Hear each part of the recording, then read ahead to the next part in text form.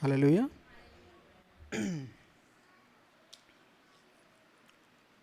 వాక్యంలోనికి వెళ్దామండి.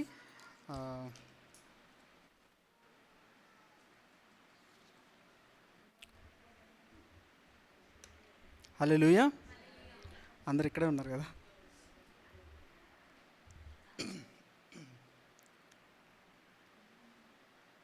ఇర్మీయా గ్రంథము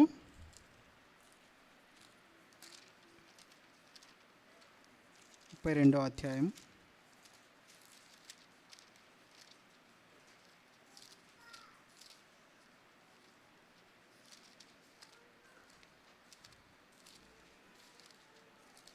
జెరమయా 32:24 నుంచి 27 వరకు చదవండి.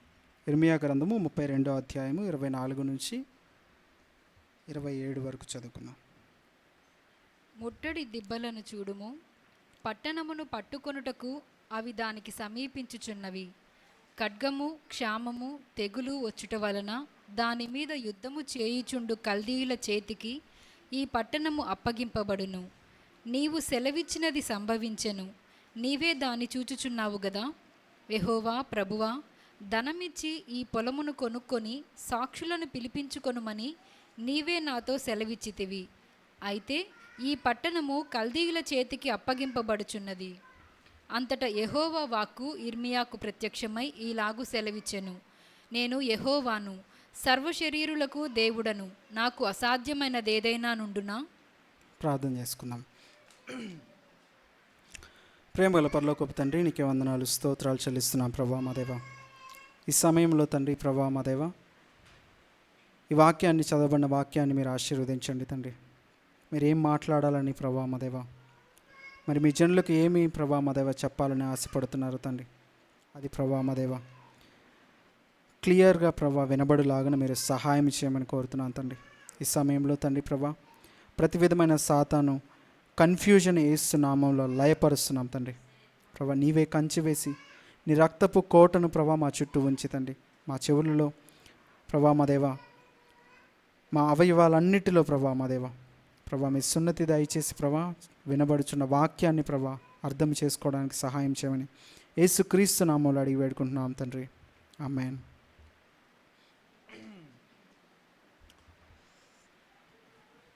ఇరవై 27 చదువుదాం ఒకసారి. నేను యెహోవాను, సర్వశరీరులకు దేవుడును, నాకు అసాధ్యమైనది ఏదైనా కలదా. అయితే దేవుడు ఇక్కడ ఒక ప్రశ్న వేస్తున్నారు. ఏంటంట అందరూ చెప్పాలి. నేను యెహోవాను, సర్వశరీరులకు దేవుడును, నాకు అసాధ్యమైనది ఏదైనా కలదా. అయితే దేవుణ్ణి మనం ఈ ఆఖరి దినాల్లో, ఎస్పెషల్లీ లాస్ట్ డేస్లో, దేవుని విశ్వాసంలో లేకపోతే యేసుక్రీస్తుని వదిలిపెట్టకుండా మనం కనుక వెంబడించాలని అనుకుంటే ఆయన మార్గాల్ని మనము తెలుసుకోవాలంట. అర్థమవుతుంది కదా. ఇప్పటిదాకా లేకపోతే ఇంతవరకు మనము ఏదో ఒక చిన్న చిన్న విషయాల్లో దేవుని వెంబడించి ఉండొచ్చు, కానీ లేకపోతే అన్స్టేబుల్గా మనము, అంటే మనకి స్టేబుల్గా అనిపించవచ్చు, అన్స్టేబుల్గా లేకపోతే ఒక దృఢమైన సంకల్పం లేకపోతే దృఢమైన విశ్వాసము లేకుండా దేవుణ్ణి వెంబడించి ఉండొచ్చేమో. కానీ లాస్ట్ డేస్లో దేవుని స్వభావాన్ని లేకపోతే దేవుని మార్గాల్ని, దేవుడు ఎలాంటి వాడు అనేది అర్థం చేసుకోకపోతే మనము పడిపోయే ఛాన్స్ ఉంది. లాస్ట్ టైం మనం నేను వాక్యం షేర్ చేసినప్పుడు సిద్ధపాటును గురించిన మాటలు మాట్లాడుకున్నాం కదా. ఆయన రాకడ సమయాల్లో ఎలా మనము సిద్ధపడాలి, ఎటువంటి యాటిట్యూడ్ మనము కలిగి ఉండాలని మాట్లాడుకున్నాం కదా. అదేవిధంగా మనకి ఈ స్టోరీ తెలుసు కదా, బండ మీద ఇల్లు కట్టుకున్న వాళ్ళ స్టోరీ, ఇసుక మీద ఇల్లు కట్టుకున్న వాళ్ళ స్టోరీ తెలుసు కదా. ఏ ఇల్లు నిలబడుతుందంట? బండ మీద ఇల్లు కట్టుకున్న వాళ్ళది నిలబడుతుంది కదా. శ్రమ ఒక్క ఇంటికే వచ్చిందా? గాలి ఒక్క ఇంటి మీదే కొట్టిందా? కొట్టలేదు. రెండు ఇళ్ళ మీద సేమ్ విధంగా ఒకే విధంగా వరద వచ్చింది, వాన వచ్చింది, తుఫాన్ వచ్చింది, గాలి వచ్చింది, కానీ ఏది నిలబడిందంట? బండ మీద ఇల్లు కట్టుకున్న వాళ్ళ ఇల్లు నిలబడింది. అదేవిధంగా దేవుని స్వభావాన్ని మనం అర్థం చేసుకొని దేవుడు చెప్పిన మాటల మీద మనము దాన్ని పునాదిగా వేసుకొని నిలబడితే తప్ప ఈ ఆఖరి దినాల్లో మనము కొనసాగడం చాలా కష్టమవుతుంది, చాలా కష్టమవుతుంది. మన దేవుని కనుక చూస్తే ఫస్ట్ నుంచి ఆదాము అవ్వ పడిపోయినప్పుడు దేవుడు ఏం చేశాడు? వాళ్ళని వెళ్ళగొట్టాడు కదా, ఏదైనా తోటలోంచి వెళ్ళగొట్టాడు. శాపం వచ్చింది, పాపము ఎంటర్ అయింది, చావు వచ్చింది. దాన్ని ఎలా రిస్టోర్ చేశారు దేవుడు? ఎలా చేశారు? తెలియనట్టు ఎందుకలా? ఎలా రిస్టోర్ చేశారు? యేసుక్రీస్తు ద్వారా మరణాన్ని ఎక్కడైతే మనం ఇప్పటిదాకా పాడాం కదా, పడిపోయిన చోటే నిలబెట్టువాడు, మా పక్షము నిలిచి జయమిచ్చు దేవుడిని మనము ఈ దినమున ద రెస్టోరర్, గాడ్ ఆఫ్ రెస్టోరేషన్గా మనము తెలుసుకోబోతున్నాం. దేవుడు సమకూర్చువాడు. ఆయన స్వభావమే సమకూర్చడం. అర్థమవుతుంది కదా? ఆయన మనుషులు ఎప్పుడైతే పడిపోయారో, మానవ జాతి పాపంలో పడిపోయినప్పుడు అలా వదిలిపెట్టలేదు. ఆయన ఏం చేశాడు? రెస్టోర్ చేయడానికి ఆయన గొప్ప ప్రణాళిక చేసిన ఆయనే దిగివచ్చి, ఎక్కడైతే మానవుల మధ్యలో ఆయన నామమును అవమానించబడినప్పుడు ఆయనే దిగివచ్చి, అదే మానవ స్వరూపంలో దిగివచ్చి, ఏదైతే మరణము మనుష్యుల్ని ఏలుతుందో ఆ మరణపు ముళ్ళును దేవుడు విరిచి వేశాడంట కదా. సో దేవుడిని కనుక మనం ఉన్న పరిస్థితుల్ని బట్టి కానీ, మనం ఉన్న ఈ ఎడారి లాంటి పరిస్థితి, అరణ్యం వంటి పరిస్థితులు కానీ, ఇప్పుడు ఏం జరగట్లేదు. ఎస్పెషల్లీ సంఘాన్ని తీసుకుంటే ఏదో చిన్న సంఘం, ఫస్ట్ థింగ్, కాపరి లేరు అనే స్వభావం బయట వాళ్ళకు ఉండొచ్చు, మనలో కూడా కొంతమందికి ఉండొచ్చు. ఇప్పుడు ఏం చేయాలి మేము అనే పరిస్థితుల్లో ఉండొచ్చు. కానీ దేవుడు ఎప్పుడు విడిచిపెట్టేవాడు కాదు. ఎక్కడైతే పడిపోయామో అక్కడే మనల్ని విడిచిపెట్టే కాదు. యాకోబు జీవితంలో మనం ఇది చూస్తాం. యాకోబు మోసగాడై ఏం చేశాడు? తండ్రి ఇంటిని విడిచి పారిపోతున్నాడు కదా. పారిపోతున్నప్పుడు యాకోబుని ఎవరు కలుసుకున్నారు? బేతేల్లో దేవుడు కలుసుకున్నాడు. ఎందుకు కలుసుకోవాలి? యాకోబు ఏమైనా పిలిచాడా? పిలవలేదు. యాకోబు నా దేవుడు ఎక్కడున్నా, లేకపోతే నేను ఏం చేయాలి, ఏం లేదు, ఆయన పారిపోతున్నాడు అంతే. కానీ దేవుడు కలుసుకొని ఏం చేశాడు? నేను నీతో చేసిన నిబంధన, లేకపోతే నీతో చెప్పినది నెరవేర్చే వరకు నేను నిన్ను విడువను, ఎడబాయను అన్నాడు. అప్పుడు యాకోబు ఏమన్నాడు గుర్తుందా? చూద్దాం ఆ వాక్యం. జెనసిస్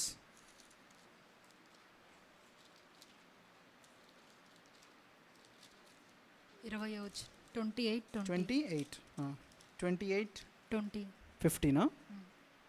అప్పుడు యాకోబు, ఓకే, ఇదిగో నేను నీకు తోడయ్యుండి నీవు వెళ్ళు ప్రతి స్థలమందు నిన్ను కాపాడుచు ఈ దేశమునకు నిన్ను మరలా రప్పించెదను. నేను నీతో చెప్పినది నెరవేర్చు వరకు నిన్ను విడువనని చెప్పగా, ఏం చెప్పాడు? నేను నీతో చెప్పినది నెరవేర్చు వరకు నేను నిన్ను విడువనని చెప్పగా యాకోబు ఏం కోరుకుంటున్నాడు చూడండి, 20వ వచనం. అప్పుడు యాకోబు నేను తిరిగి నా తండ్రి ఇంటికి క్షేమముగా వచ్చినట్లు దేవుడు నాకు తోడయ్యుండి నేను వెళ్ళుచున్న ఈ మార్గములో నన్ను కాపాడి తినుటకు ఆహారమును ధరించుకొనుటకు వస్త్రములను నాకు దయచేసిన ఎడల యెహోవా నాకు దేవుడయ్యుండును. ఏం కావాలంట ఆయనకి? తినుటకు ఆహారం కావాలంట, వేసుకోవడానికి వస్త్రాలు కావాలంట కదా. ఈ లోకంలో లేకపోతే ఆయన అప్పటి ప్రొవిజన్ వరకు మాత్రమే చూస్తున్నాడు. దేవుడు ఏమంటున్నాడు? కాదు, నేను ఎక్కడి నుంచి అయితే నువ్వు పారిపోయావో తిరిగి అక్కడికి తీసుకురావడానికి నా ప్రణాళిక అయి ఉన్నది అని దేవుడు మాట్లాడుతున్నాడు. మనం ఇలానే ప్యాటర్న్స్ గమనిస్తే ఆదామవ్వ పడిపోయినప్పుడు ఏ విధంగా యేసుక్రీస్తు ద్వారా రెస్టోర్ చేశారు దేవుడు. నోవా కాలంలో ఏమైంది? మనుషులందరూ పాపం చేసి దేవుని ఉగ్రతకు పాత్రులయ్యారు కదా. మనుషులందరూ పాపం చేసి ఎవ్వరు అసలు దేవుని మాట వినకుండా వాళ్ళ పాపాల్లో వాళ్ళు మునిగి తేలుతున్నారు. అప్పుడు ఏమనుకున్నాడు దేవుడు? పశ్చాత్తాపడ్డాడు. ఆదికాండం 6వ అధ్యాయంలో మనం చూస్తే దేవుడు పశ్చాత్తాపడ్డాడు అని ఉంటుంది. కానీ అందరినీ నాశనం చేశాడా? ఎవరున్నారు మరి? నోవాని దేవుడు కనుగొన్నాడు. అర్థమవుతుంది కదా? So he restored everything through Noah. దేవుడు ఎప్పుడు కూడా ఆయన చేసిన సృష్టిని మొత్తం నాశనం చేసి తిరిగి నేను కొత్తగా సృష్టిస్తానని చాలాసార్లు అన్నాడు, కానీ అలా చేయలేదు. He wants to restore from what has fallen. ఎక్కడైతే పడిపోయిన స్థితి ఉందో, ఎక్కడైతే ఎండిన ఎముకలు ఉన్నాయో, ఎక్కడైతే జీవము లేదో అక్కడ నుంచి జీవము పుట్టించడము ఆయన స్వభావమై ఉన్నది. అర్థమవుతుంది కదా?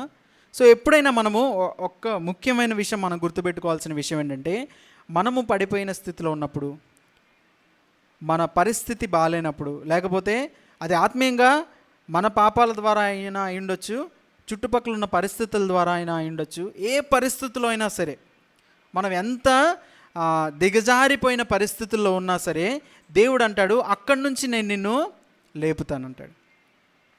ఎందుకు ఎముకల్ని దేవుడు మళ్ళీ గొప్ప సైన్యంగా సృష్టించాలి? ఆయనకి ఈజీ నాట్ క్రియేటివ్. మట్టి నుంచి మానవుణ్ణి చేసిన దేవుడు కదా. నేను నిన్న చదువుతుంటే ఆదికాండం 1వ అధ్యాయంలో మనం చదివితే దేవుడు 1, 2, 3 వచనాలు మనం చదివితే, చదవండి ఒకసారి గట్టిగా. ఆదియందు దేవుడు భూమి ఆకాశములను సృజించెను. భూమి నిరాకారముగాను శూన్యముగాను ఉండెను. చీకటి అగాధ జలము పైన కమ్మి ఉండెను. దేవుని ఆత్మ జలముల పైన అల్లాడుచుండెను. దేవుడు వెలుగు కమ్మని పలుకగా వెలుగు కలిగెను. దేవుడు ఏం చేశాడంట? అగాధ జలములు ఉన్నాయంట, భూమి ఆకాశము లేకపోతే భూమి నిరాకారముగా ఉందంట, షేప్ లేదంట, ఫామ్ లేదంట. ఆయన ఊరికే నడుస్తున్నాడంట అట్లా అగాధ జలముల మీద అట్లా హోవర్ అవుతున్నప్పుడు suddenly God, he is already a creator, he got creative. ఏమన్నాడు? లెట్ దేర్ బి లైట్ అన్నాడు. సడన్గా మనం కనుక సమాధుల మధ్యలో నడుచుకుంటూ వెళ్ళి లెట్ దేర్ బి లైఫ్ అంటే అందరు లేచారనుకోండి, ఎంత అమేజింగ్ ఉంటుంది కదా అది. So God said like that. ఆయన స్వభావమే రెస్టోర్ చేయడం, ఆయన స్వభావము క్రియేట్ చేయడం, లేని వాటిని ఉన్నట్టుగా పిలవడం. ఎక్కడైతే అసాధ్యమైన పరిస్థితులు కనబడుతున్నాయో, ఎక్కడైతే ఇంకిది ఇంతే అయిపోయింది, దీని పని ఇంకా అయిపోయింది అని జనులు అంటారో అక్కడ నుంచి లేవనెత్తడం ఆయన స్వభావమై ఉన్నది. ఇది కనుక మనం గుర్తుపెట్టుకుంటే, ఇది కనుక మన ఫౌండేషన్ లాగా వేసుకొని దాని మీద నిలబడితే రాబోచున్న కష్టాల్లో, సఫరింగ్స్లో, లేకపోతే విపరీతమైన ఆనందము, దేవుణ్ణి మర్చిపోయేంత ఆనందం మనకు కలిగినా, దేవుణ్ణి దూషించేంత సఫరింగ్ మనకు కలిగినా కూడా ఈ స్వభావం లేకపోతే ఈ అండర్స్టాండింగ్ మనకుంటే, మన దేవుడు ఏమైనాడో మనకు తెలిస్తే మనము స్థిరంగా నిలబడతాం. ఏదైతే బండ మీద ఇల్లు కట్టుకున్న బుద్ధిమంతుల్లాగా మనము ఉంటాం. బుద్ధి ఎలా వస్తుంది? దేవుని వాక్యం ద్వారా వస్తుంది. కొలస్సీ పత్రికలో ఉంటుంది కదా, బుద్ధి జ్ఞానముల సర్వ సంపదలు ఆయన యందే గుప్తములై ఉన్నాయి. కాబట్టి నాకు ఎప్పుడు ఈ మాట ఈ మధ్య చాలా గుర్తొస్తుంది. ఏంటంటే, దేవుని స్వభావాన్ని మనము అర్థం చేసుకొని లేయర్ బై లేయర్ ఫౌండేషన్ వేసుకుంటూ దాని మీద నిలబడుతూ దాని మీద కడుతూ మనము వెళ్ళాలి.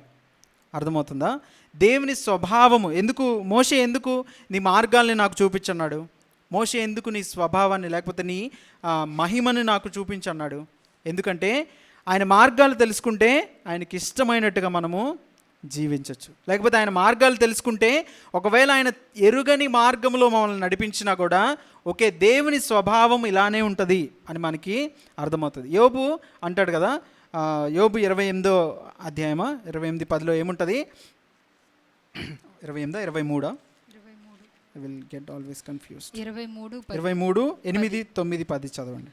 నేను తూర్పు దిశకు వెళ్ళినను ఆయన అచ్చట లేడు, పడమటి దిశకు వెళ్ళినను ఆయన. యోబు చాలా కష్టాల్లో బాధల్లో ఉన్నాడు. యోబు అన్నీ కోల్పోయాడు. అన్నీ కోల్పోయిన తర్వాత యేసుక్రీస్తు లేకపోతే దేవుడి కోసం వెతుకుతున్నాడంట. చదవండి. పడమటి దిశకు వెళ్ళినను ఆయన కనబడుటలేదు, ఆయన పనులు జరిగించు ఉత్తర దిశకు పోయినను ఆయన నాకు ఎటు చూసినా దేవుడు నాకు కనబడట్లేదు. ఎటు చూసినా దేవుడు నాకు కనబడట్లేదు. కానీ ఒక్కటి ఆయనకి తెలుసు, ఏంటంట? నేను నడుచు మార్గము ఆయనకు తెలుసు. ఇది విశ్వాసానికి మూలమై ఉండాలి. ఇది విశ్వాసానికి మూలమై ఉండాలి. అర్థమవుతుందా? మనకి దేవుడు చాలాసార్లు అస్సలు నా జీవితంలో దేవుడు లేడు అనే పరిస్థితులు ఖచ్చితంగా వస్తాయి. If you are a believer, if you are following God, Jesus Christ, you will always, most of the times, most often, చాలాసార్లు మనము దేవుడు నాకెందుకు సమాధానం ఇవ్వట్లేదు, దేవుడు నాకెందుకు కనబడట్లేదు, దేవుడు నాతో ఎందుకు మాట్లాడట్లేదు అనే పరిస్థితుల్లో ఖచ్చితంగా ఉంటాం. There is no exception. అర్థమవుతుంది? ఎంత పెద్ద ప్రవక్తనైనా మీరు తీసుకోండి, ఇలాంటి పరిస్థితులు ఖచ్చితంగా ఉంటాయి. ఏలియా ఎంత పెద్ద ప్రవక్త?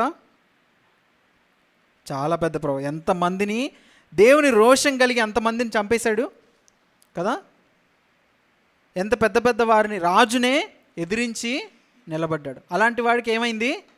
వెళ్ళి ఇంక చాలు నా జీవితం అయిపోయింది అనుకున్నాడు కదా. ఏలియా వంటి అలాంటి గొప్ప ప్రవక్తకి అలాంటి పరిస్థితి వచ్చినప్పుడు మనకి రావడంలో పెద్ద ఆశ్చర్యం పోవాల్సిన పనేమీ లేదు కదా. ఖచ్చితంగా మనకు ఇలాంటి పరిస్థితులు వస్తాయి. దేవుడు కనబడిన పరిస్థితులు వస్తాయి. దేవుడు అసలు నా జీవితంలో ఎప్పుడు ఈ వాగ్దానం ద్వారా నాతో మాట్లాడతాడు కదా. మనకి కొన్ని సైన్స్ ఉంటాయి కదా. Everybody will have their own favourite versus, వాగ్దానాలు. ఓకే, ఇది వచ్చిందంటే దేవుడి నుంచే వచ్చింది అనుకుంటాం. కొన్నిసార్లు అది కూడా మనకి రాదు. సౌలు అంట దేవుడికి వ్యతిరేకంగా డిజొబీడియంట్గా ఉండి, అవిధేయత కలిగి వెళ్ళి అన్నీ ట్రై చేశాడంట. దేవుడి స్వరం వినబడట్లేదు, విజన్స్ రావట్లేదు, ఉరిము తుమ్మిము ద్వారా కూడా మాట్లాడట్లేదు. లాస్ట్ ఆప్షన్ ఏం చేశాడు? సోదగాండ్ర దగ్గరికి వెళ్ళాడు. ఎందుకు? సౌలుకి దేవుడికి ఆ రిలేషన్షిప్ కట్ అయిపోయింది. అర్థమవుతుంది కదా. ఎప్పుడైతే మనము మన దేవుని స్వభావాన్ని మనం తెలుసుకోకుండా ఉంటామో, దేవుడు ఎందుకు మౌనంగా ఉంటాడో, దేవుడు ఎందుకు మాట్లాడకుండా ఉంటాడో, దేవుడు ఎందుకు కొన్ని సైలెంట్ సీజన్స్ మన జీవితంలో పెడతాడో, దేవుడు ఎందుకు అరణ్య పరిస్థితులు లాంటి పరిస్థితులు గుండా మనల్ని నడిపిస్తాడో మనం ఎరగనప్పుడు, ఇశ్రాయేలీలాగా లేకపోతే సౌలులాగా మనం కూడా వేరే వాటిని ట్రై చేయాల్సిన పరిస్థితుల్లోకి వెళ్ళిపోతాం. ఎందుకు ఇశ్రాయేలీలు అంతా, దేవుడు ఆకాశం నుండి ఆహారాన్ని పంపించాడు, పూరేళ్లను పంపించాడు, అవన్నీ కూడా మర్చిపోయి వాళ్ళు ఏమన్నారు తెలుసా? మోషే 40 దినాలు కొండ మీదకి వెళ్తే ఏమన్నారు వాళ్ళు? మమ్మల్ని నడిపించిన మోషే కనబడట్లేదు అంటున్నారు. వాళ్ళు ఏమనాలి? మమ్మల్ని నడిపించిన దేవుడు ఎక్కడున్నాడు, కనబడట్లేదు అని కదా అనాలి. మనల్ని నడిపించిన మోషే కనబడట్లేదు, ఆయన వస్తాడో రాడో తెలియదు, కాబట్టి మేము ఇప్పుడు కనబడే దేవుడిని ఒకటిని చేసుకోవాలి. So when we look at wrong things, అంటే మన నాయకులు మంచి వాళ్ళే, మనం వాళ్ళ అడుగుజాడల్లో నడవడము మంచిదే, కానీ మన నాయకుడి మీద పెట్టిన కాన్సన్ట్రేషన్ మనము దేవుడి మీద పెట్టకపోతే, లేకపోతే నాయకుడు ఎవరి నుంచి ఆ బలాన్ని పొందుకో, యేసుక్రీస్తుని మీరు తీసుకోండి. యేసుక్రీస్తు ఇక్కడికి వచ్చి శాశ్వతంగా ఇక్కడే ఉండిపోవచ్చు కదా. ఇగో this is I am the example, నన్ను చూసి మీరు నడవండి. ఆయన చావును జయించడం ఏమన్నా కష్టమా? మరణించి తిరిగి లేచి మళ్ళీ ఇక్కడే ఉండొచ్చు కదా.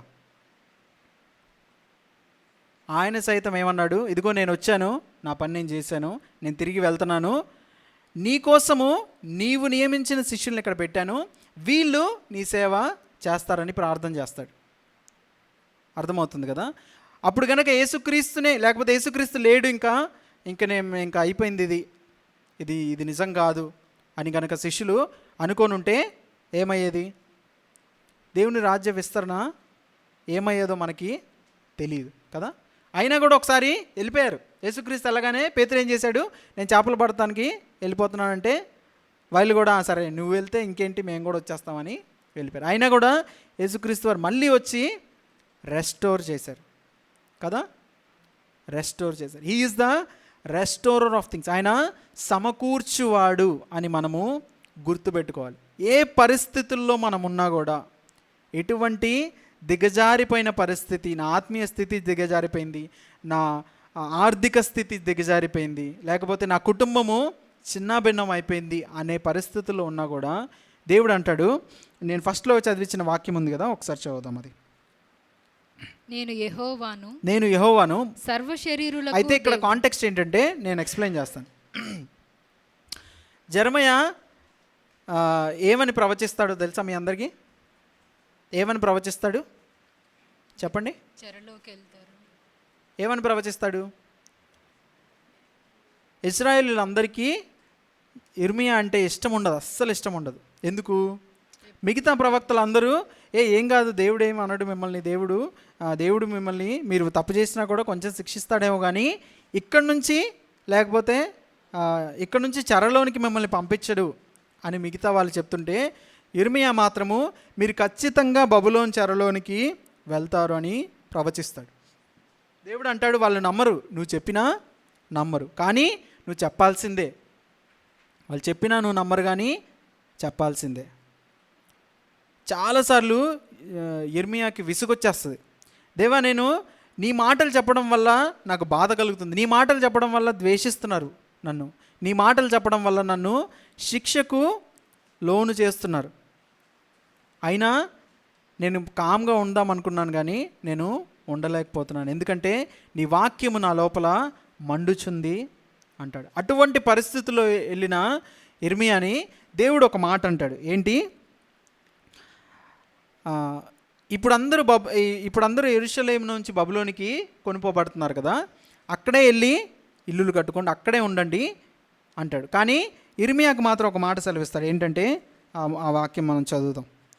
ఇర్మియా గ్రంథము 32వ అధ్యాయము. నేను యెహోవాను, పైకి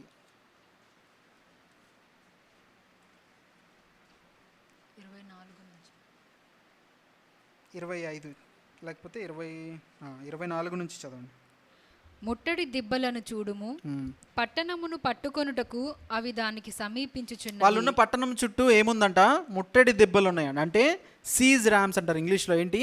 శత్రువులు వచ్చి చుట్టూ ముట్టడేస్తారు దాన్ని నాశనం చేయడానికి. ఖడ్గము, క్షామము, తెగులు వచ్చుట వలన. ప్రస్తుతానికి ఏముందంట యెరూషలేములో? ఖడ్గం ఉంది, క్షామం ఉంది, తెగులు ఉంది, ఏమీ బాలేదు. చదవండి. వచ్చుట వలన దాని మీద యుద్ధము చేయుచుండు కల్దీయుల చేతికి ఈ పట్టణము అప్పగింపబడును. నీవు సెలవిచ్చినది సంభవించెను, నీవే దాన్ని చూచుచున్నావు గదా యెహోవా. దేవుడు ఏమంటున్నాడు? ఇర్మియా దేవుడితో అంటున్నాడు, నువ్వే సెలవిచ్చావు, ఇశ్రాయేలీయులందరూ బబులోనికి వెళ్ళిపోతారు, వాళ్ళందరూ చెరపట్టుకుంటారు అని నువ్వే చెప్తున్నావు, కానీ యెహోవా ప్రభువా, ధనమిచ్చి ఈ పొలమును కొనుమని సాక్షులను పిలిపించుకొనుమని నీవే నాతో సెలవిచ్చి. నీవే నాతో చెప్తున్నావు ఎందుకు? ఆయన ఏం చెప్తున్నాడు? ఇక్కడున్న ఊరు లేకపోతే మీరున్న ప్రాంతము నశించిపోతుంది, ఇక్కడున్న వాళ్ళందరినీ బబులోను రాజు తీసుకెళ్ళిపోతాడు, మీరందరూ చెరలోనికి చెరపట్టబడి తీసుకెళ్ళబడతారు, కానీ ఎందుకు మళ్ళీ నువ్వు ఇక్కడే పొలం కొనుక్కోమంటున్నావు?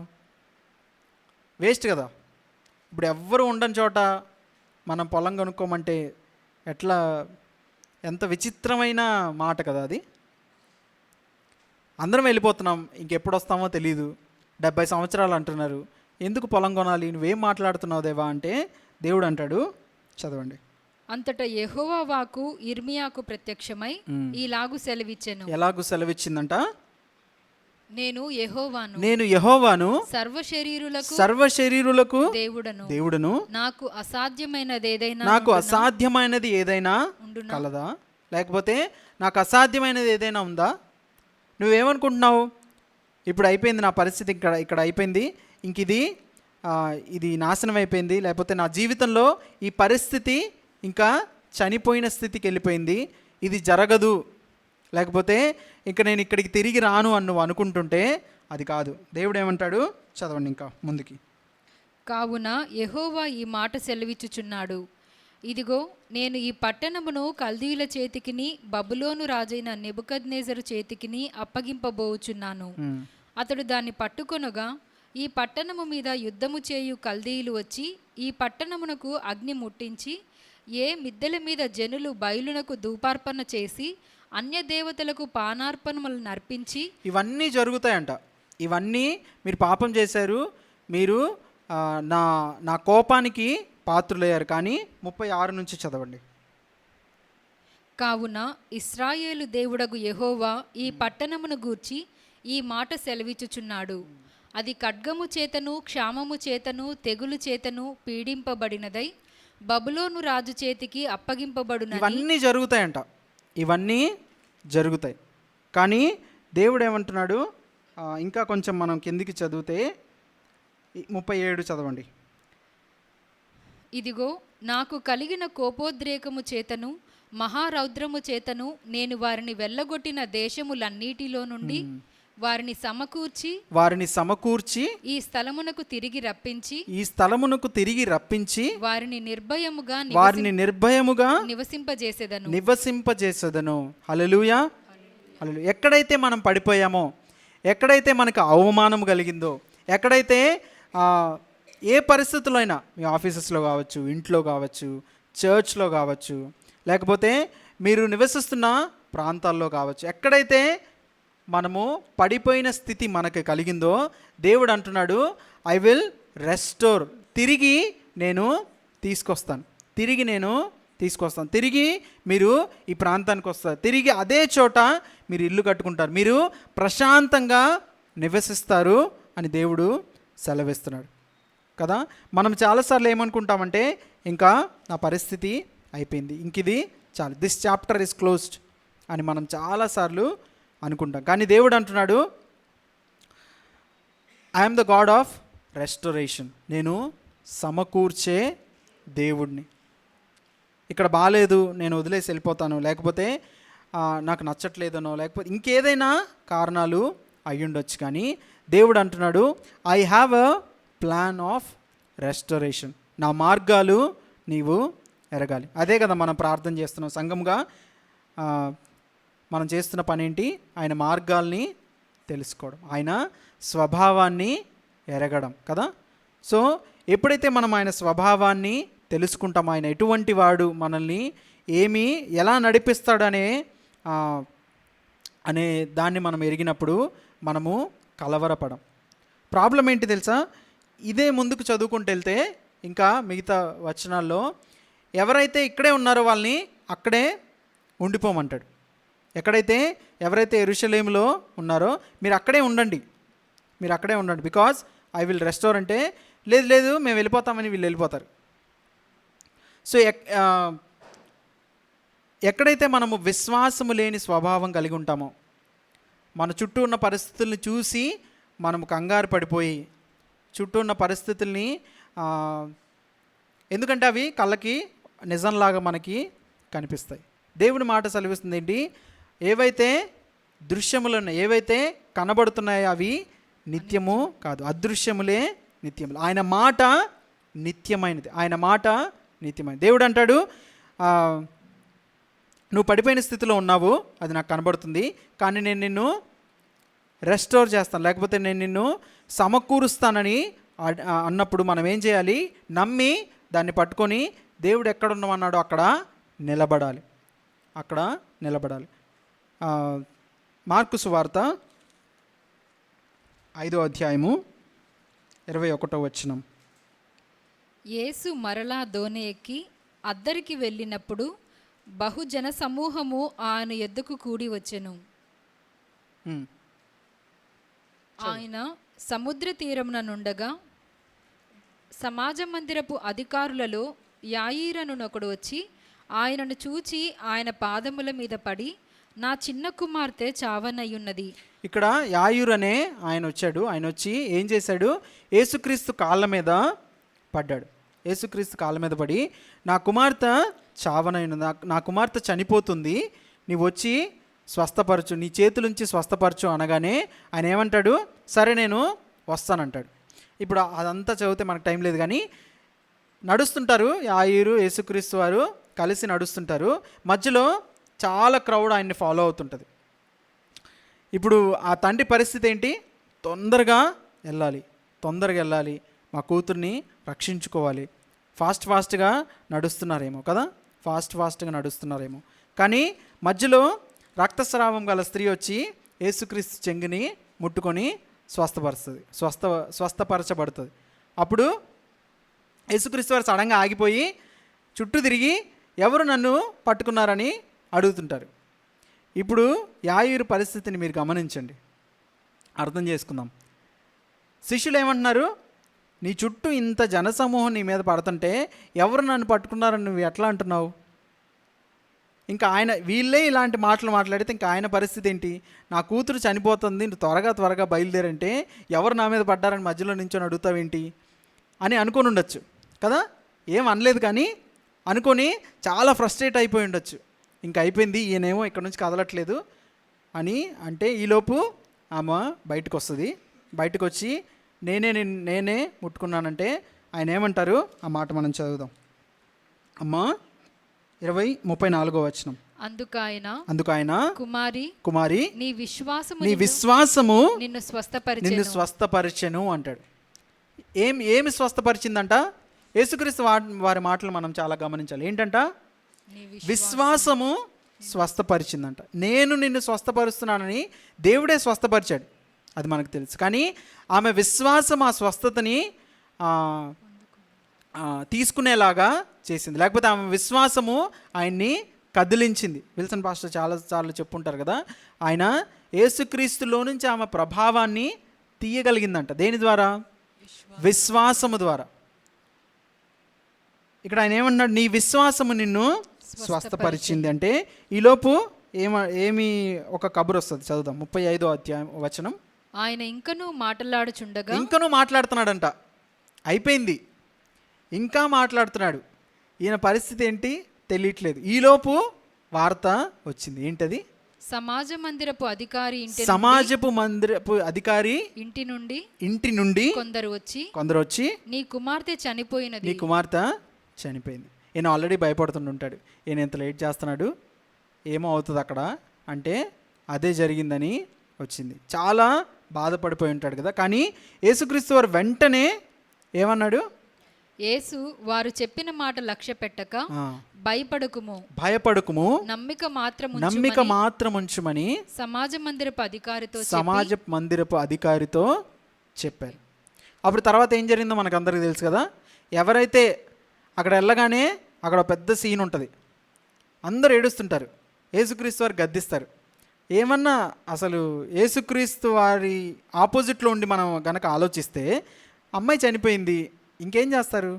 ఏడుస్తూనే ఉంటారు కదా, ఏడుస్తూనే ఉంటారు. కానీ యేసుక్రీస్తు వారు ఏం చెప్పారు? ఆమె చనిపోలేదు, నువ్వు నమ్మిక మాత్రం ఉంచంటే ఈయన నమ్మకాన్ని ఇంకా దిగజారేలాగా వాళ్ళు ఏడుస్తున్నారని వాళ్ళకి కామ్గా ఉండమని చెప్తాడు. అర్థమవుతుంది కదా. సో అందరినీ లోపల ఉంచుతాడా? అందరిని ఉంచుడు. ఎవరైతే విశ్వాసంలో ఓకే కొంచెం వీళ్ళు విశ్వాసం కలిగి ఉన్నారు అన్న వాళ్ళని మాత్రమే లోపలికి తీసుకెళ్ళి ఆమె చేయబట్టుకొని లేపి ఈమెకి ఏమన్నా తినడానికి ఇవ్వండి అని చెప్తారు. అప్పుడు అందరూ ఆశ్చర్యపోతారంట. అంతకుముందు అందరూ అపహసించారు. ఆమె చనిపోయింది, ఇంకా నువ్వేంటి నిద్రపోతుంది అంటున్నావు, నీకేమన్నా మైండ్ లేదా అన్నట్టు అని ఉండొచ్చు కదా. కానీ దేవుడు అంటున్నారు, లాజరు విషయంలో కూడా అదే జరిగింది కదా. లాజరు విషయంలో వాళ్ళకి విశ్వాసం ఉంది, ఎందుకు లేదు? వాళ్ళిద్దరు సిస్టర్స్కి అవును నువ్వు లేపగలుగుతావు, మేము ఒకరోజు మా తమ్ముడిని ఖచ్చితంగా మేము చూస్తామని విశ్వాసులే వీళ్ళందరూ. కానీ ఏమంటున్నారు? ఇప్పుడైతే ఏమో కష్టమే, ఇప్పుడైతే ఆల్రెడీ కుళ్ళిపోయి ఉంటుంది, కుళ్ళిపోయిన శరీరాన్ని నువ్వు మళ్ళీ ఎలా తీసుకొస్తావు అని డౌట్ పడించవచ్చు. కానీ దేవుడు ఏమన్నాడు? నువ్వు నమ్మిన ఎడల దేవుని మహిమను చూస్తావు. కాబట్టి ఎంత దూరమైన పరిస్థితులు వచ్చినా కూడా, ఇంకా చేయి దాటిపోయింది అనే పరిస్థితులు మన జీవితాల్లో కనబడుతున్నా, నీకేంటి మైండ్ పోయిందా అని మనం చాలాసార్లు అనిపించినా కూడా, ఇది అయిపోయింది కదా ఇంకెట్లా, దీని పరిస్థితి ఏంటి అని మనకి అనిపించినా కూడా దేవుడు అంటున్నాడు, నీవు నమ్మిన ఎడల దేవుని మహిమను చూస్తావు. నీ నమ్మిన ఎడల దేవుని మహిమను చూస్తావు. దేవుడు ఎప్పుడో వాగ్దానం చేస్తుండొచ్చు, ఇది నీకు నేను చేస్తాను, లేకపోతే ఇలా నువ్వు ముందుకెళ్తావు అనే దానికి ఆపోజిట్లో మన పరిస్థితులు ఉండొచ్చు. కానీ దేవుని మాట సత్యమైనది. ఆయన తన మాటను వెనక్కి తీసుకునేవాడు కాదు. ఆయన చెప్పిన మాటను ఖచ్చితంగా నెరవేర్చే దేవుడు. కానీ ఆ నెరవేర్పు మనకి ఇష్టమైనట్టు ఉండకపోవచ్చు.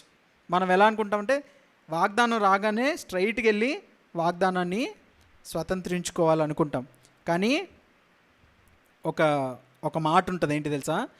ఒక రోడ్డు స్ట్రైట్గా ఉందనుకోండి, మోస్ట్ ఆఫ్ ద యాక్సిడెంట్స్ ఆ స్ట్రైట్ రోడ్లో అవుతాయంట. మెలికలు ఉన్న రోడ్లో చాలా తక్కువ యాక్సిడెంట్స్ అవుతాయి. అర్థమవుతుందా? సో దేవుడు స్ట్రైట్గా మనల్ని తీసుకెళ్తే మనం చాలా యాక్సిడెంట్స్కి గురి అవ్వాల్సి వస్తుంది. అసలు ఆ వాగ్దానం స్వతంత్రించుకునే దగ్గరికి మనం వెళ్ళలేకపోవచ్చు. కాబట్టి దేవుడు ఏం చేస్తాడంటే అనేకమైన మెలికలు మన జీవితంలో పెడతాడు. ఎప్పుడు నాకు ఒక మాట గుర్తొస్తుంది, వాగ్దానాన్ని స్వతంత్రించుకునే జనులు లేకపోతే విశ్వాసులు ఎలా ఉండాలి తెలుసా? ఇప్పుడు నేను సుచిత్ర దగ్గరికి వెళ్ళాలనుకోండి, సుచిత్ర అక్కడ ఉంది, నేను ఏమి యాటిట్యూడ్తో వెళ్ళాలి? అక్కడ ఉంది, నేను దాని దగ్గరికి వెళ్ళాలి. మధ్యలో ఎవరైనా కలవచ్చు, మాట్లాడవచ్చు, ఆపచ్చు, లేకపోతే ఈ మధ్యలో ఏదన్నా పరిస్థితులు బట్టి మనం ఆగిపోవచ్చు. కానీ మన గోల్ ఏంటి? మనం అక్కడికి వెళ్ళాలి. అది ఆల్రెడీ ఉంది అక్కడ. ఇప్పుడు సుచిత్ర కాబట్టి మనకు ఆల్రెడీ తెలుసు కాబట్టి మనం వెళ్తాము. వాగ్దానం నాకు తెలియదు కదా అని అనుకోవచ్చు. దాన్నే విశ్వాసం అంటారు. విశ్వాసం అనున్నది నిరీక్షింపబడు వాటి యొక్క నిజస్వరూపమును లేనివి అదృశ్యమైనవి ఉన్నవనుటకు రుజువునై ఉన్నది కదా. ఏదైతే మనము వాగ్దానం మనం చూస్తున్నామో, లేకపోతే దేవుడు మనకి చెప్పిన మాటని మనము నమ్మి దాన్ని చూస్తూ దాని వైపు నడవాలంట. సుచిత్ర ఉందో లేదో తీసేశారో అనే ఆలోచన ఉందనుకోండి, ఎవరైనా అటువైపు అడుగులేస్తారా? వెయ్యరు. సుచిత్ర జంక్షన్ తీసుకొచ్చి కుత్బుల్లాపూర్లో పెట్టారంటే అందరూ అటు వెళ్తారు కదా. కాబట్టి నమ్మకం, విశ్వాసం లేదనుకోండి, దేవుడు చాలాసార్లు విశ్వాసం గురించిన మాటలు మాట్లాడతాడు. కనాను స్త్రీని ఏమంటాడు? నీ విశ్వాసము ఇశ్రాయేలీల్లో కూడా ఎక్కడా నేను చూడలేదంటాడు. యాయూరుని నువ్వు భయపడద్దు, నమ్మిక మాత్రం ఉంచు, విశ్వాసం ఉంచు అంటాడు. లాజరు వాళ్ళ సిస్టర్స్ని నీవు నమ్మిన ఎడల దేవుని మహిమను చూస్తావంటాడు. శిష్యులు ఓడలో ఉండి భయపడుతున్నప్పుడు మీరు ఇంకనూ నమ్మరా? ఇంకా ఎంతకాలం అవిశ్వాసం కలిగి ఉంటారు? ఇంకా ఎంతకాలం నేను మీతో ఉండాలి? విశ్వాసం లేదా? దేవుడు అడుగుతున్న ప్రశ్నలు. దేవుడు విశ్వాసాన్ని బట్టి అప్రిషియేట్ చేసిన పరిస్థితులు ఉన్నాయి. విశ్వాసం లేని పరిస్థితిని చూసి ఆయన ఆశ్చర్యపోయిన పరిస్థితులు ఉన్నాయి కదా. దేవుని సొంత ఇంట్లో అంట, ఆయన సొంత ఊర్లో ప్రజలు ఆయన్ని నమ్మలేదంట. ముందే మనం కొంచెం ముందుకు చదివితే మార్కు సువార్త 6వ అధ్యాయము 5వ వచనం, లేకపోతే 4 నుంచి చదవండి. అందుకు యేసు ప్రవక్త తన దేశంలోను తన బంధువులలోను తన ఇంటి వారిలోను తప్ప మరి ఎక్కడను గణహీనుడు కాడని చెప్పెను.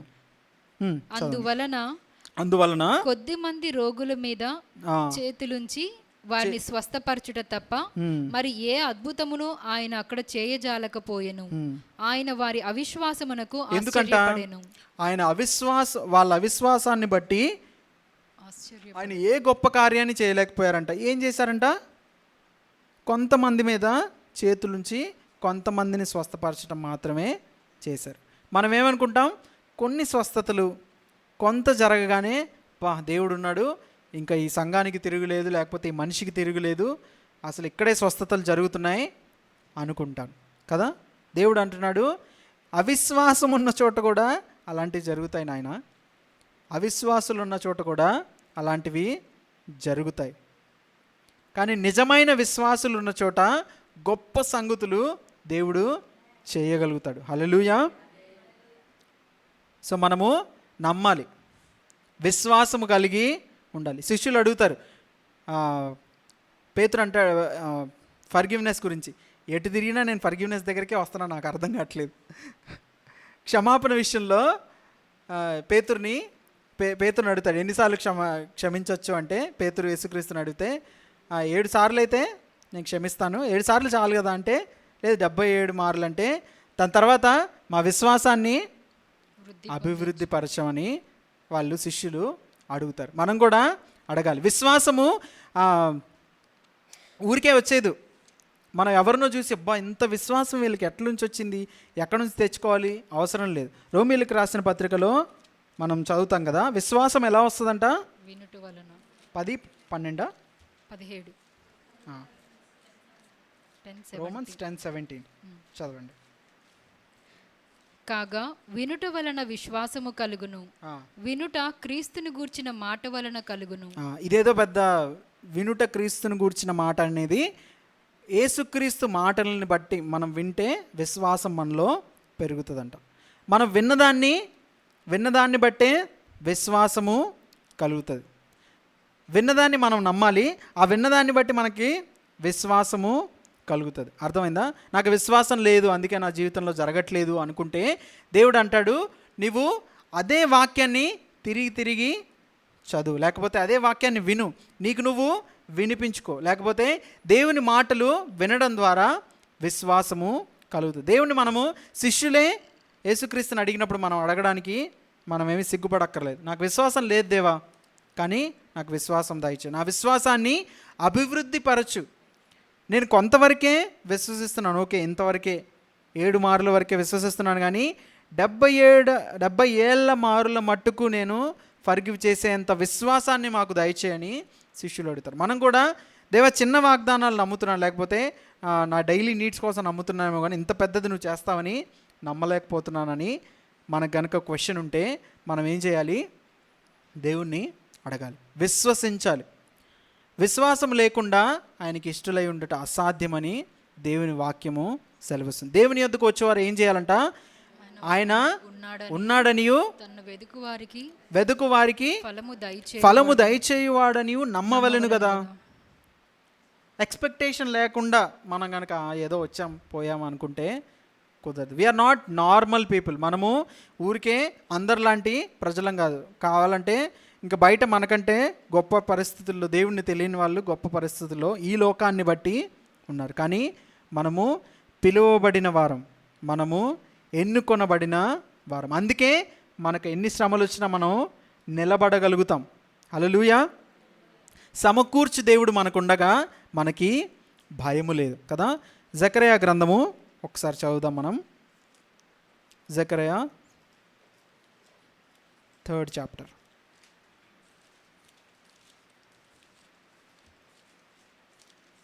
ఫస్ట్ నుంచి చదువు. మరియు యెహోవా దూత 2nd చాప్టర్. జకర్యా 2వ అధ్యాయము మొదటి నుంచి.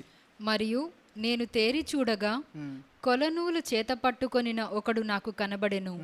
నీవెక్కడికి పోవుచున్నావని నేనతన్ని అడుగగా అతడు యెరూషలేము యొక్క వెడల్పును పొడగును ఎంతైనది కొలిచి చూడబోవుచున్నానెను. ఇది కూడా బబులోను చెరలోనికి ఇశ్రాయేలీయులు వెళ్ళిన పరిస్థితులను బట్టే మాట్లాడుతున్న వాక్యం. జకర్యా ప్రవక్త కూడా ఆ టైంలో ఉండి ప్రవచిస్తున్నారు. ఏంటంట, ఏం కనపడుతుందంట ఆయనకి? కొలనూలు చేత పట్టుకొనిన ఒకడు నాకు కనబడెను. నీవెక్కడికి పోవుచున్నావని నేను అతన్ని అడుగగా అతడు యెరూషలేము యొక్క వెడల్పును పొడగును ఎంతైనది కొలిచి చూడబోచున్నానెను. అంతటా నాతో యెరూషలేముని కొలవడానికి వెళ్తున్నాడంట. ఎందుకు యెరూషలేముని కొలవాలి? సరే మన సంఘాన్ని తీసుకుందాం. మనం ఈ సంఘాన్ని కొలవడానికి వెళ్తున్నానని చెప్తున్నాడు. ఎందుకు మనం దీన్ని కొలుస్తాం? లేకపోతే ఎందుకు ఒక అంచనా వేస్తాం? ఎందుకు? ఎంతమంది పడతారు, ఎంతమందిని మనము అకామిడేట్ చేయొచ్చు అనే దానికే కదా కొలుస్తాం మనం. అవునా?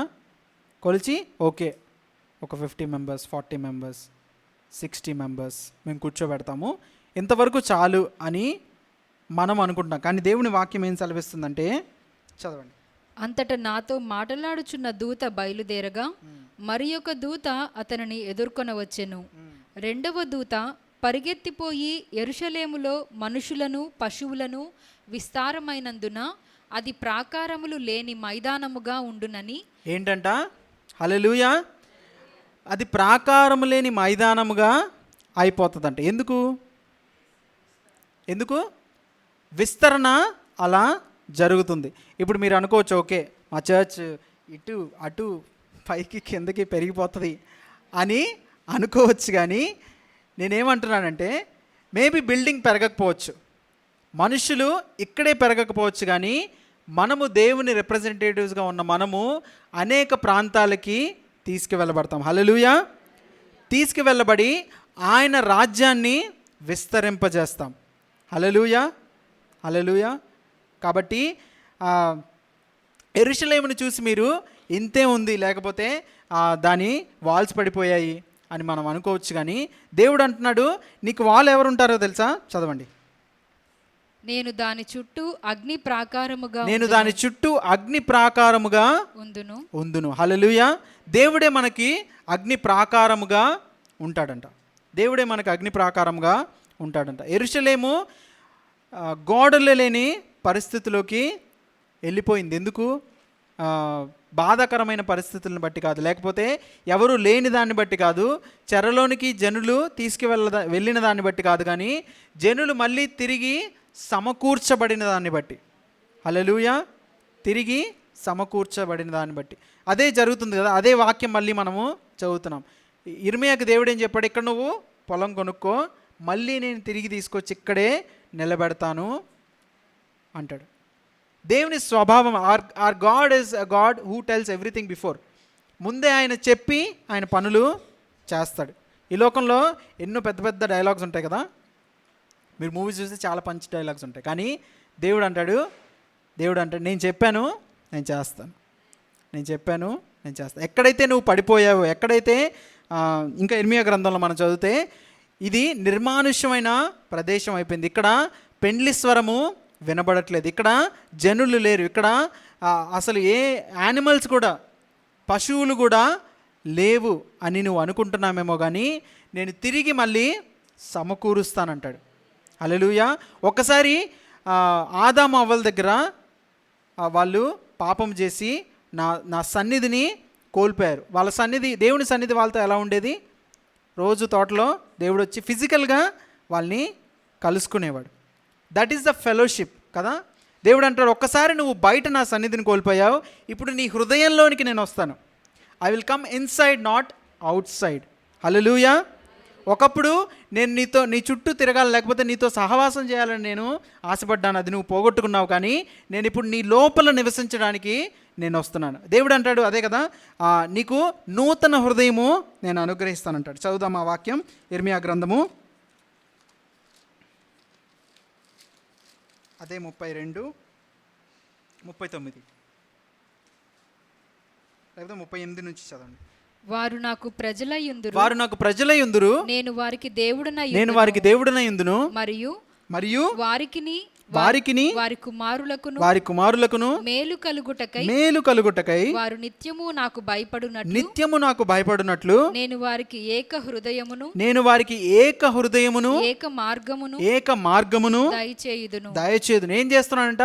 సింగిల్నెస్ ఆఫ్ హార్ట్ దేవుడు ఇస్తాడంట.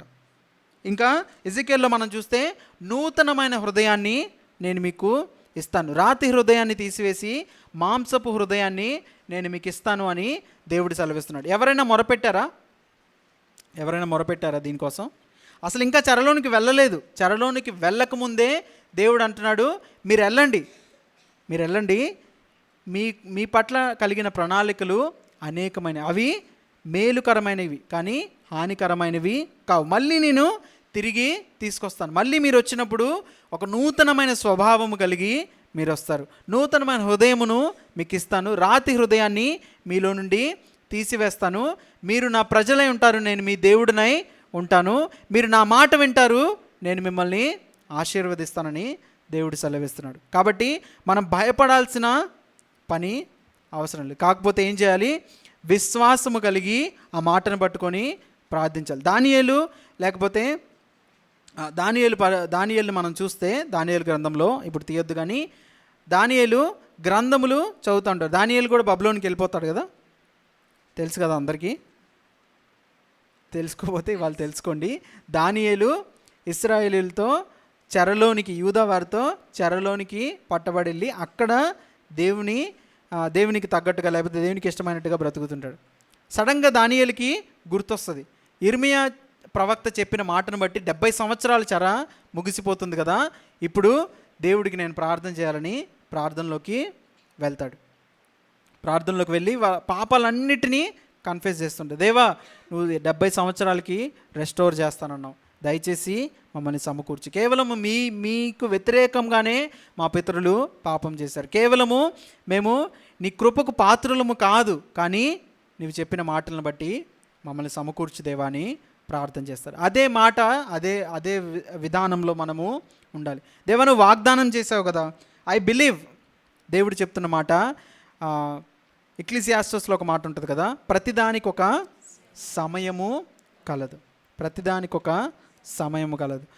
ఆకాశము క్రింద ప్రతిదానికి ఒక సమయము కలదంట. ఎలా ఉంటుంది? ఎండాకాలం వస్తుంది, వర్షాకాలం వస్తుంది, అన్ని సీజన్స్ అన్నీ అలా ఆటోమేట్ చేయబడ్డాయి కదా. ద బెస్ట్ ఆటోమేషన్ ఇంజనీర్ ఎవరో తెలుసా? జీసస్. ఒక్కసారి సూర్యుడు నువ్వు రావాలి, చంద్రుడు నువ్వు రావాలనగానే అది వస్తానే ఉంది. అది టైం తప్పకుండా సీజన్స్ వస్తానే ఉన్నాయి. ఈ లోకపు లాలో లేకపోతే ఆకాశము క్రిందున్న లా ఏంటి? సీజన్స్ వస్తాయి, అన్నీ దాని టైంకి అది వచ్చి చేసుకుంటూ వెళ్ళిపోతాయి. రాత్రి అవుతుంది, పగలవుతుంది, చీకటి వస్తుంది, వెలుగు వస్తుంది, అన్నీ చేసుకుంటూ వెళ్ళిపోతాయి. కానీ దేవుడు అంటున్నాడు, ఆకాశము పైనున్న పరలోక రాజ్యానికి, హెవెన్కి కూడా ఒక లా ఉంది. అది ఎప్పుడు నడుస్తుంది అంటే దేవుడు మాట సెలవిచ్చినప్పుడు నడుస్తుంది. Hallelujah. The season of restoration has started అని దేవుడు సెలవిస్తున్నాడు. హల్లెలూయా, హల్లెలూయా. మనం జకర్యా గ్రంథంలోకి వెళ్దాం. లాస్ట్ కొన్ని మాటలు చదువుకొని మనం ముగించుకుందాం. చదవండి అక్కడి నుంచి. నేను దాని చుట్టూ అగ్ని ప్రాకారముగా ఉందును, నేను దాని మధ్యను నివాసినై మహిమకు కారణముగా ఉందును. ఇదే యెహోవా వాక్కు. ఏముంటాడంట? ఆయనే మనకి ప్రాకారముగా ఉంటాడంట. మన ప్రోగ్రెస్ని మనము మన చర్చ్ విస్తీర్ణం ద్వారానో మన చర్చ్ మెంబర్షిప్స్ ద్వారానో మనము కౌంట్ చేసుకునే రోజులు పోతున్నాయి. మన గ్రోత్ని మనము దేవుడు మన చుట్టూ ఉన్నాడు అనే దాన్ని బట్టి మనము కౌంట్ చేసుకునే రోజులు వస్తున్నాయి. అర్థమవుతుందా?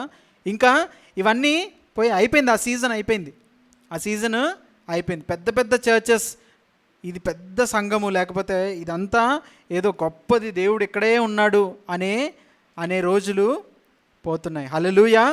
దేవుడు మనం ఎక్కడుంటే దేవుని సన్నిధి అక్కడ ఉండబోతుంది. హల్లెలూయా. మనము 10వ వచనం చదివితే, సియోను నివాసులారా నేను వచ్చి మీ మధ్య నివాసము చేయనట్లు నివాసము చేతును సంతోషముగా నుండి పాటలు పాడుడి. హల్లెలూయా. దేవుడు అంటున్నాడు, నేను వచ్చి మీ మధ్య నివాసం చేస్తాను, నేను వచ్చి మీ మధ్య నివాసం, మీరు ఎక్కడుంటే అక్కడికి నేను వస్తాను. అదే కదా దేవుడు చెప్పింది. మనమే బిల్డింగ్స్ కట్టుకొని ఇదే చర్చ్, ఇక్కడే సంఘం ఉంటుంది, లేకపోతే ఇక్కడే దేవుని ఇది ఉంటుంది అని మనము చెప్పుకుంటున్నాం. అటువంటి దౌర్భాగ్య పరిస్థితిలోనికి మనం వెళ్ళిపోయాం. చర్చ్ బిల్డింగ్ని బట్టి అతిశయించే జనాలు చాలామంది ఉన్నారు. మనం వాళ్ళని ఏదో అనాలని కాదు, కానీ దేవుని సన్నిధిని బట్టి మనము అతిశయించాలి. అర్థమవుతుంది కదా? మనం ఇంట్లో ఒక్కళ్ళే ఉన్నా దేవుని సన్నిధి మనతో ఉండబోతుంది. హల్లెలూయా. ఆయన 13వ వచనం చదవండి. సకల జనులారా యెహోవా తన పరిశుద్ధమైన నివాసము విడిచి వచ్చుచున్నాడు. ఎందుకంట మన మధ్యలో నివసించడానికి. మీరు రెడీ అవ్వండి. ఐ విల్ బి యువర్ నేను మీ ప్రాకారముగా ఉంటాను. నేను మీ మధ్యలో నివసించడానికి నా పరిశుద్ధ, చదవండి ఒకసారి, యెహోవా తన పరిశుద్ధమైన నివాసము పరిశుద్ధ నివాసం నుండి నేను బయలుదేరాను. మీరు ఇది గమనించాలి. హల్లెలూయా. అర్థమవుతుంది కదా. దేవుడు God has started a season of restoration. Hallelujah. God has started a season of restoration. మనము ఇప్పుడనే కాదు, ఇది ఇప్పుడు ఏదో మనము ఓకే మనకి సంఘ కాపరి లేరు, లేకపోతే ఏదో ఉన్న పరిస్థితులను బట్టి చిన్నగా ఉన్నాం అనే పరిస్థితులను బట్టి ఈ మాట చెప్పట్లేదు. కానీ మేక్ దిస్ యువర్ ఫౌండేషన్. ఫ్యూచర్లో ఎప్పుడైతే కష్టాలు, బాధలు, సఫరింగ్, పర్సిక్యూషన్, శ్రమ మనకు వచ్చినప్పుడు మనము నిలబడాలి. దేవుడు ఎటువంటి వాడు, దేవుడు నన్ను రెస్టోర్ చేస్తాడు ఖచ్చితంగా అనేది మనము గమనించుకోవాలి. నయోమి ఏం చేసింది? ఇక్కడ రొట్టెలు లేకపోతే అక్కడికి వెళ్ళింది, అక్కడ రొట్టెలు లేకపోతే ఇక్కడికి వచ్చింది. మనం అలా ఉండకూడదు. అర్థమవుతుంది కదా. బెత్లెహేము అర్థం ఏంటి? రొట్టెల ఇల్లు. కొన్నిసార్లు రొట్టెలు లేని పరిస్థితులు వస్తాయి. దాని పేరు రొట్టెల ఇల్లు అయినా కొన్నిసార్లు రొట్టెలు లేని పరిస్థితులు వస్తాయి. ఎందుకు? దేవుడు మనల్ని సరిచేయడానికి కదా. ఎప్పుడైనా మీరు ఈ క్వశ్చన్ని మీరు వేసుకున్నారా? దేవుడు ఎప్పుడైనా ఏదైనా నాకు మంచిది ఇది అంటే దీన్ని డినై చేస్తాడని అనుకుంటారా? మీరు ఎప్పుడైనా చేస్తాడా? నాకు ఇది మంచిది అయితే ఖచ్చితంగా దేవుడు దీన్ని డినై చేస్తాడు, లేకపోతే నాకు ఇవ్వడు అనే ఆలోచన మీలో ఎవరికైనా ఉందా? ఉంటే కనుక ఒకవేళ ఉంటే దాన్ని తీసేయండి. మీకు మంచిదాన్ని ఎప్పుడు దేవుడు తీసివేయడు. కానీ maybe it takes time. Delay అవ్వచ్చు, డిలే జరగచ్చు. ఎందుకు? You have to be prepared కదా. ఆ టైం రావాలి, లేకపోతే మనము ప్రిపేర్ అవ్వాలి దాన్ని రిసీవ్ చేసుకోవడానికి కదా, మళ్ళీ పాడు చేసుకోవడానికి కాదు. యేసుక్రీస్తు అంతటి వారే ఏం చేశారు? ఒక టైం నిర్ణయించబడింది. కాలము సంపూర్ణమైనప్పుడు ఆయన మరియ గర్భంలో జన్మించారు. ప్రతిదానికి ఒక సీజన్ ఉంటుంది. Hallelujah. This is the season of restoration. మనం ఏం చేయాలంటే దేవుని వాక్యాన్ని నమ్మాలి. దయచేసి ఎవరు లైట్గా తీసుకోవద్దు. ఏదో వాక్యం సండే చెప్పాలి కాబట్టి చెప్పుకున్నాం కాదు, కానీ దేవుని మాట సెలవిస్తుంది, I have started the season of restoration. మనం ఏం చేయాలి? దానికోసము కనిపెట్టాలి. ఏ విధంగా రెస్టోర్ అవుతుంది? మనకు కావాల్సినవన్నీ తిరిగి వచ్చేస్తాయా? కాదు. దేవుడు ఖచ్చితంగా ఆయన చేయాలనుకున్న పనిని మన జీవితంలో జరిగిస్తాడు. అది సంఘములో కావచ్చు, ఇండివిజువల్గా మన జీవితంలో కావచ్చు, వ్యక్తిగత జీవితాల్లో కావచ్చు. అన్ని పరిస్థితులను ఆయన టర్న్ చేయబోతున్నాడు. Hallelujah. Is going to turn your situation upside down. ఆయన ఏమైనా చేస్తాడు. మనం పాడుతున్నాం కదా, ఊరికే పాడడం కాదు, పడిపోయిన చోటే ఆయన నిలబెడతాడు, స్థిరపరుస్తాడు, బలపరుస్తాడు. మనము భయపడాల్సిన పని లేదు. ఖచ్చితంగా మనము ఒక్క విషయం గుర్తుపెట్టుకోవాలి, ఏంటంటే we are in the last days. ఆఖరి దినాల్లో మనం ఉన్నాం. విశ్వాసము మెటీరియలిస్టిక్ థింగ్స్లోనికి కన్వర్ట్ చేయబడుతున్న పరిస్థితుల్లో మనం ఉన్నాం. లాస్ట్ టైం మనం చెప్పుకున్నాం కదా, ఎక్కడైతే స్వస్థతలు ఉన్నాయో, ఎక్కడైతే మెటీరియల్ థింగ్స్ లేకపోతే ఫిజికల్ బ్లెస్సింగ్స్ కనబడుతున్నాయో అక్కడే దేవుడు ఉన్నాడు అనే పరిస్థితుల్లో మనము చాలా వెళ్ళిపోతున్నాం. అది కాదు మన measurement. It is his presence that measures our progress. అర్థమవుతుంది కదా. ఆయన సన్నిధి మనకి ఉన్నది అనే దాన్ని బట్టి మనము దాన్ని బేరీజు వేసుకోవాలి, లేకపోతే దాన్ని కౌంట్ చేయాలి. అర్థమవుతుంది కదా. ఓకే, నేను పాపంలో పడిపోయాను, నేను సరిగ్గా లేను అనే ఫీలింగ్ మనకు ఉండొచ్చేమో, లేకపోతే నిజంగా పాపము అడ్డమై ఉండొచ్చేమో. దేవుడు అంటున్నాడు, you come to me, I will heal you. నువ్వు నా యొద్దకు వస్తే నేను నీకు సహాయం చేస్తాను. ఇర్మియా గ్రంథంలో ఇంకా ముందు చదివితే మీరు ఈ పట్టణాన్ని చూసి ఎంతో శపించబడిన దానిగా మీరు అనుకుంటున్నారేమో, కానీ I will restore it, I will give health and healing to it అంటాడు. ఆ పట్టణానికి వచ్చే ప్రాస్పరిటీ లేకపోతే ఆ పట్టణానికి వచ్చే ఆశీర్వాదం చూసి చుట్టుపక్కల ఉన్న జనాలందరూ ఆశ్చర్యపోతారంట. నీ జీవితంలో, నా జీవితంలో దేవుడు అలాంటి ఆశ్చర్యకరమైన సంగతులు ఖచ్చితంగా చేస్తాడు. హల్లెలూయా.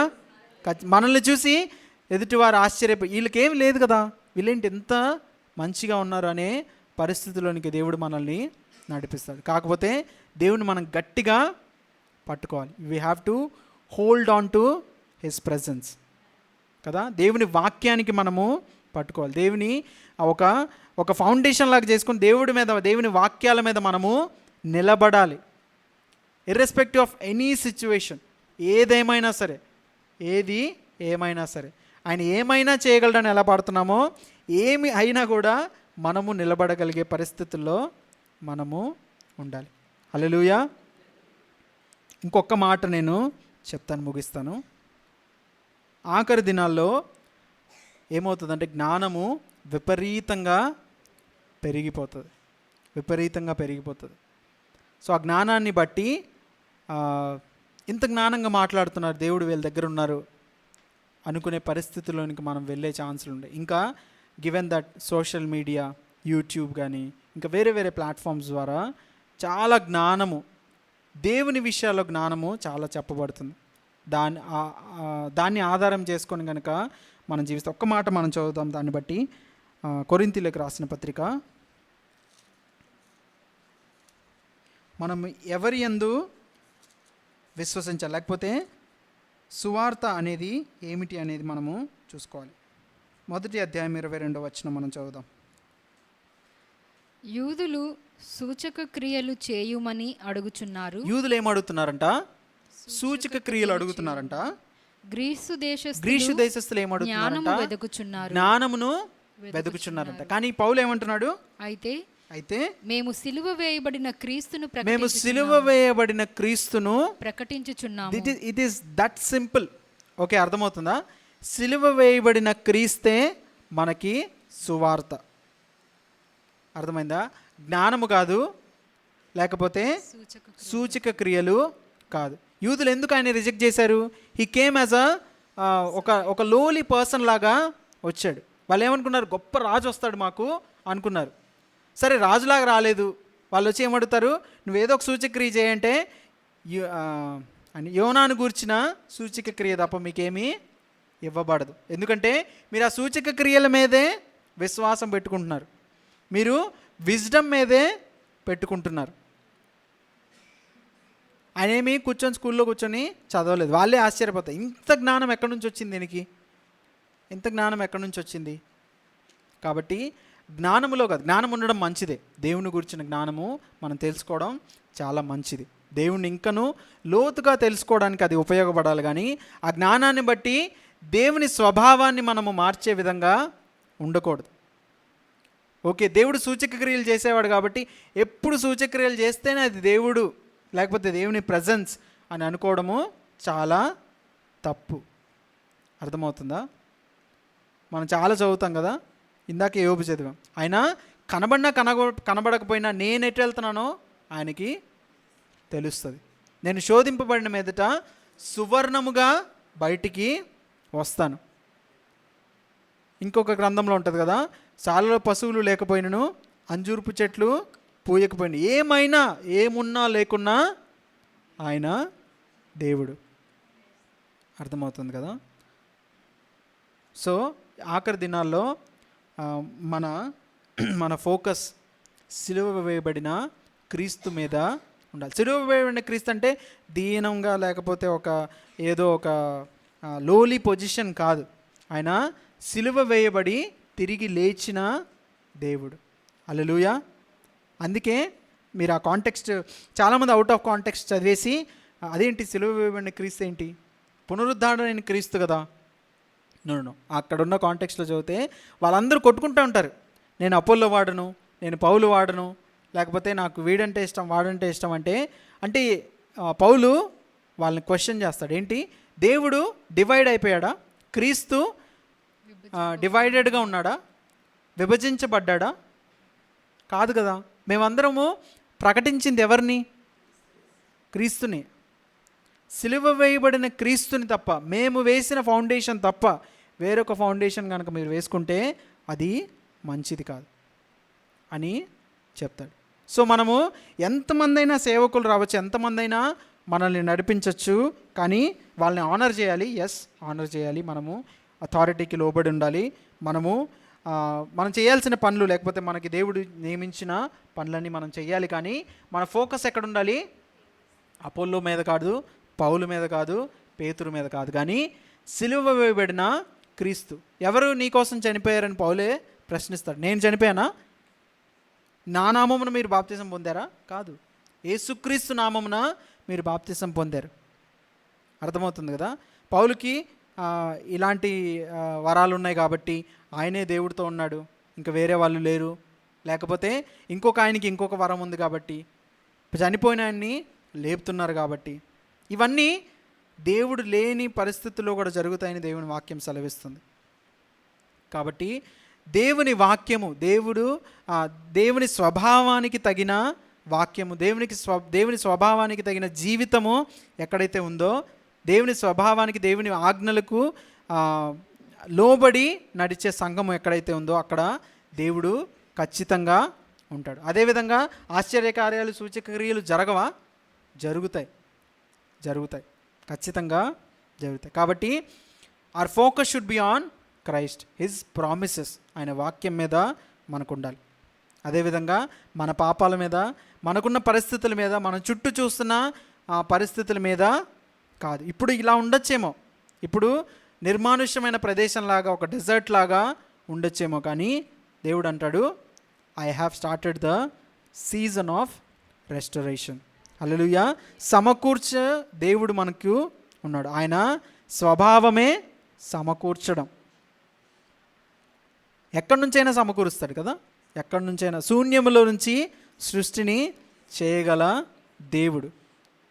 అలా నడుచుకుంటూ వెళ్ళి లెట్ దేర్ బి లైట్ అనగానే లైట్ వచ్చింది కదా. ఇంకేం కావాలి? ఇంకా ఆయన ఏమీ చేయలేడు మన జీవితాల్లో. కానీ ఒకేసారి మన జీవితంలో ఏమైనా చేశాడనుకోండి, మనం తట్టుకోలేం. We cannot handle that change. God will gradually change and make us a whole persons, matured పర్సన్స్గా ఆయన తీర్చిదిద్దుతాడు. హల్లెలూయా. ప్రార్థన చేసుకుందాం.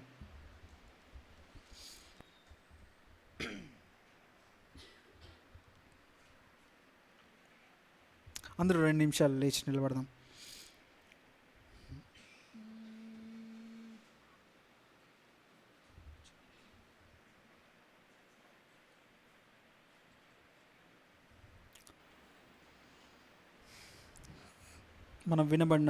మనకి వినిపించిన దేవుని వాక్యాన్ని బట్టి మనం 2 నిమిషాలు ధ్యానిద్దాం దాని మీద. యేసయ్యా, నువ్వు చేసిన ప్రతి వాగ్దానమును బట్టి స్తోత్రాలు తండ్రి. Everybody close your eyes and ponder upon the word of God.